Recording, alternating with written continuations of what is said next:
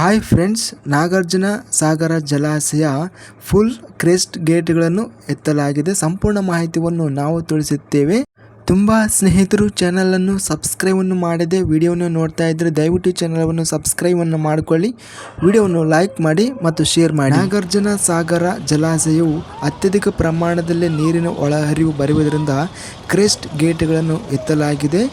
ತೆಲಂಗಾಣ 6.3 ಲಕ್ಷ ಎಕರೆ ಮತ್ತು ಆಂಧ್ರ ಪ್ರದೇಶ್ 11.74 ಲಕ್ಷ ವ್ಯಾಪ್ತಿಯ 18 ಲಕ್ಷ ಎಕರೆ ವಿಸ್ತೀರ್ಣದಲ್ಲಿ ಒಂದು ವರ್ಷದ ಬೆಳೆ ಮತ್ತು ತೀವ್ರ ನೀರಿನ ಕೊರತೆಯನ್ನು ಗುರುತಿಸುವ ನಾಗಾರ್ಜುನ ಸಾಗರ ಯೋಜನೆಯು 6 ಕ್ರೆಸ್ಟ್ ಗೇಟ್ಗಳನ್ನು ಅಧಿಕಾರಿಗಳು ಇಂದು ಸೋಮವಾರ ಗೇಟನ್ನು ಎತ್ತಿದ್ದರು.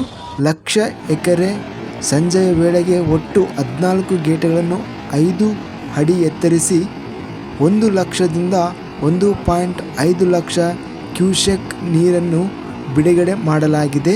ಕಾರಣ 4.22 ಲಕ್ಷ ಕ್ಯೂಸೆಕ್ಗಳ ಗಣನೀಯ ಒಳಹರಿವಿನಿಂದಾಗಿ ಪ್ರವಾಹದ ಹರಿವನ್ನು ಬಿಡುಗಡೆ ಮಾಡುವ ನಿರ್ಧಾರವು ಯೋಜನೆಯ ಸಂಗ್ರಹಕ್ಕೆ ಪ್ರತಿದಿನ 33 ರಿಂದ 35 ಟಿಎಂಸಿ ನೀರನ್ನು ಸೇರುತ್ತದೆ. ಮುಖ್ಯವಾಗಿ ಶ್ರೀಶೈಲಂ ಜಲಾಶಯದಿಂದ ಹೆಚ್ಚಿನ ಹೊರಹರಿವಿನ ಕಾರಣ ಸೋಮವಾರ ಬೆಳಗ್ಗೆ ಎನ್ಎಸ್ಪಿ ಸಂಗ್ರಹ 288 ಟಿಎಂಸಿ ತಲುಪಿದ್ದು, ದಿನದ ಅಂತ್ಯದ ವೇಳೆಗೆ ಒಟ್ಟು ಸಂಗ್ರಹಣಾ ಸಾಮರ್ಥ್ಯ 312 ಟಿಎಂಸಿ ತಲುಪುವ ನಿರೀಕ್ಷೆಯಿದೆ.